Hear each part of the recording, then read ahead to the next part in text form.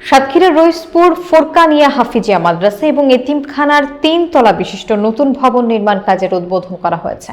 এ উপলক্ষে দোয়া এবং আলোচনার সভার আয়োজন করা হয়। বিস্তারিত থাকছে মোকাররম বিল্লাহ ইমনের প্রতিবেদনে। রবিবার ১৬ ফেব্রুয়ারি সকালে সাতক্ষীরার রইচপুর পশ্চিম পাড়া এলাকায় আনুষ্ঠানিকভাবে নতুন ভবন নির্মাণ কাজের উদ্বোধন করা হয়। অনুষ্ঠানে প্রধান অতিথি ছিলেন বিশিষ্ট সমাজসেবক আলহাজ মোহাম্মদ মনিরুজ্জামান। সভাপতিত্ব করেন মাদ্রাসা ও এতিমখানার সভাপতি আবুল কাশেম। এ সময় বিশেষ অতিথি হিসেবে উপস্থিত ছিলেন রইচপুর মসজিদের ইমামগণ সহ এলাকার গণ্যমান্য ব্যক্তিবর্গ। প্রধান অতিথি বলেন, এই প্রতিষ্ঠান ধর্মীয় এবং সাধারণ শিক্ষার জন্য গুরুত্বপূর্ণ ভূমিকা রাখছে। প্রয়াত মা বাবার সম্মানে আমি এই প্রতিষ্ঠানের পাশে আছি।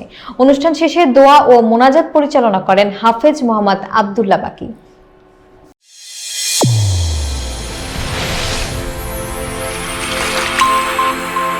চ্যানেল A1 হৃদয়ের স্পন্দন।